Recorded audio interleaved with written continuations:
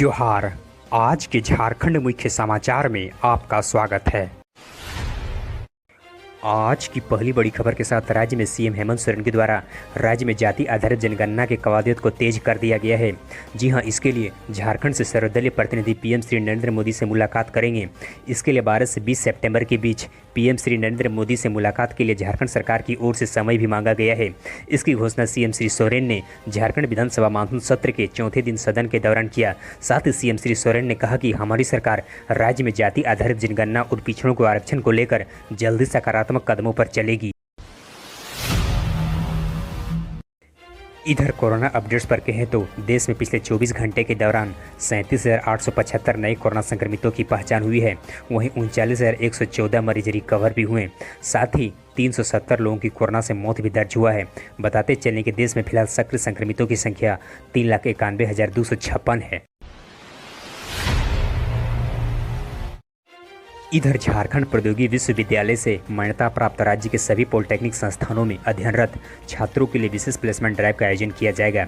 इस placement drive में देश के विभिन्न तकनीकी क्षेत्रों की कंपनियां शामिल होगी। इस संबंध में विश्वविद्यालय के कुलपति प्रोफेसर प्रदीप कुमार मिश्र के द्वारा सोमवार को Tata steel rural development society के साथ बैठक किया गया। साथ ही विश्वविद्यालय कुलपति ने कहा कि इस प्लेसमेंट ड्राइव के तहत राज्य के 700 छात्रों को रोजगार उपलब्ध कराया जाएगा।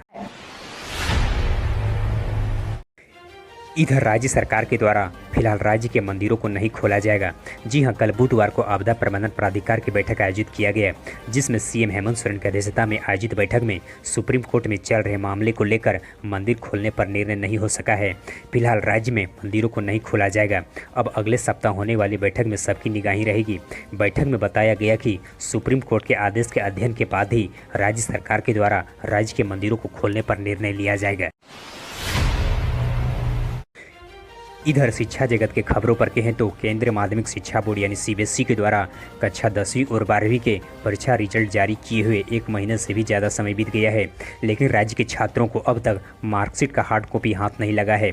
ऐसे में राज्य के कॉलेजों में एडमिशन के दौरान मार्कशीट मांगे जाने पर स्टूडेंट को परेशानी का सबब बनती जा रही है। वहीं मीडिया रिपोर्ट के मुताबिक स्टूडेंट की समस्या को देखते हुए सीबीएसई बोर्ड के द्वारा जल्द से जल्द मार्कशीट के हार्ड कॉपी भेजने की प्रक्रिया को भी तेज कर दिया गया है। इधर मौसम खबरों की कहें तो राजधानी रांची सहित अन्य जिलों में आज मानसून सामान्य स्थिति पर रहने वाली है। राज्य के सरायकेला, खरसावां, पूर्वी सिंहभूम, पश्चिमी सिंहभूम, सिमडेगा के साथ पश्चिमी जिलों में आज मध्यम दर्जे की बारिश के साथ मेघ गर्जन और वज्रपात होने की संभावना जाहिर किया गया है।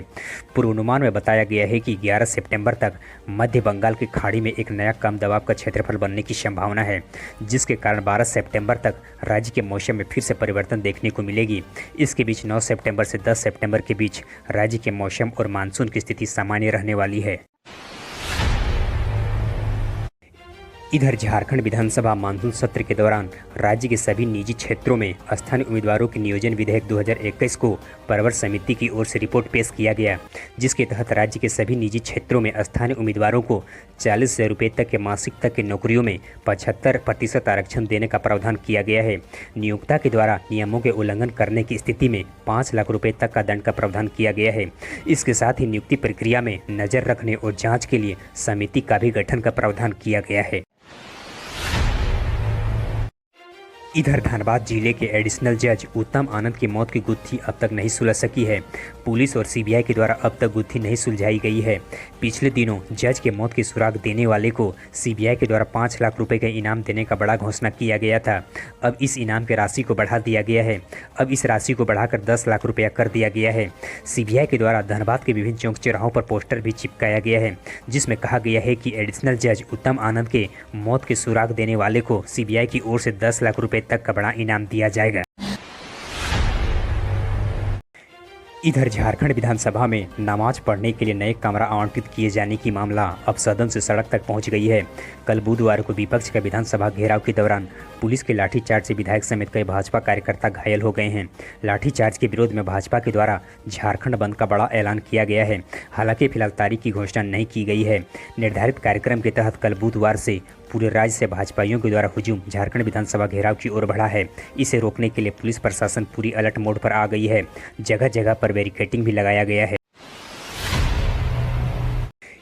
इधर राजधानी रांची के स्मार्ट सिटी में 10 एकड़ की भूमि पर राज्य सरकार के कुल 11 मंत्रियों के सरकारी बंगले बनाए जाएंगे।